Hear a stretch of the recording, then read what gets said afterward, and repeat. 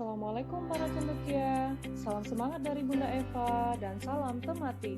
Hari ini kita akan belajar tentang tematik 6A, subtema 1, dan pendamping belajar 3. Cakupan materi, ilmu pengetahuan alam dan bahasa Indonesia. Mari kita belajar IPA tentang perkembangbiakan vegetatif.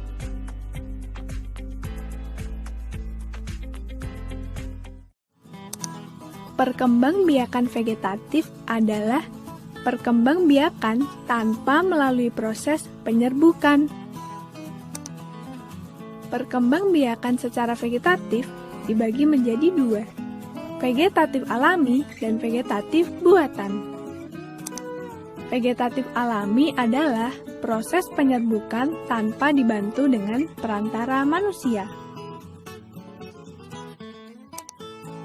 Contoh perkembangbiakan vegetatif alami yaitu dengan cara spora dialami oleh tumbuhan lumut dan paku. Tunas dialami oleh tumbuhan pisang, bambu, dan tebu. Tunas adventif dialami tumbuhan cocor bebek, sukun, dan cemara. Ubi batang dialami oleh tumbuhan kentang dan ubi jalar. Umbi lapis dialami oleh tumbuhan bawang merah, bawang putih, dan bunga bakung. Akar tinggal dialami oleh tumbuhan jahe, kunyit, dan lengkuas. Geragi atau stolon dialami tumbuhan semanggi, arbe.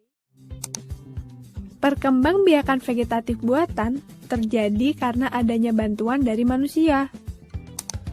Tujuan perkembangbiakan vegetatif buatan adalah untuk memperoleh tumbuhan bermutu tinggi, tumbuhan yang berbuah banyak, tahan penyakit, dan akarnya kuat.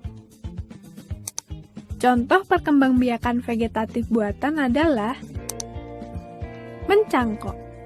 Tumbuhan yang dapat dicangkok adalah tumbuhan yang batangnya berkayu atau berkambium seperti pohon mangga, rambutan, dan jambu air. Menyambung bertujuan menggabungkan sifat tanaman baik dan unggul. Okulasi atau menempel menempelkan batang yang memiliki tunas pada pohon lain yang sejenis seperti pohon singkong, belimbing, dan karet. Setek Setek adalah memotong batang tanaman induk yang telah tua seperti pohon tebu, kunyit, dan bunga mawar. Merunduk Merunduk adalah menimbun bagian cabang yang tumbuh memanjang di permukaan tanah, seperti pohon apel, anggur, dan stroberi. Nah, itu tadi adalah perkembangbiakan vegetatif buatan. Mari belajar bahasa Indonesia tentang ide pokok pada teks laporan.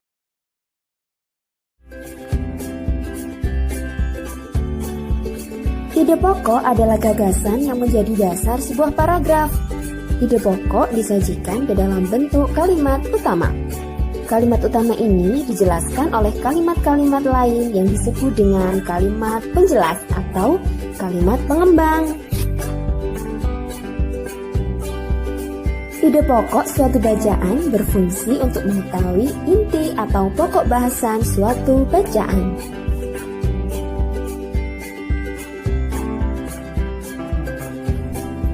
Istilah lain dari ide pokok antara lain gagasan utama, gagasan pokok, pokok pikiran, pokok masalah, pikiran utama, dan inti paragraf.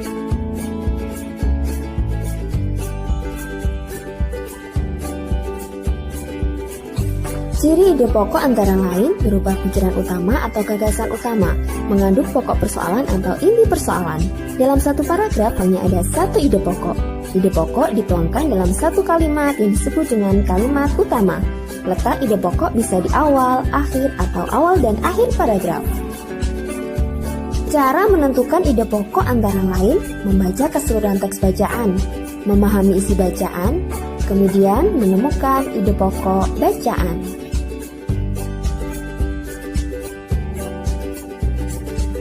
Nah, sekarang perhatikan teks bacaan berikut ya.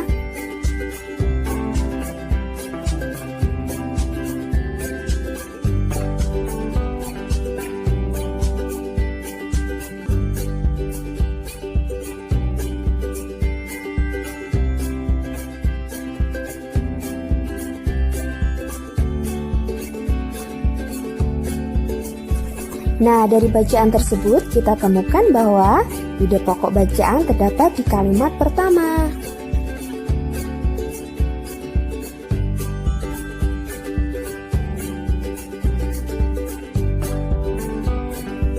Sedangkan kalimat penjelas terdapat di kalimat kedua dan kalimat ketiga.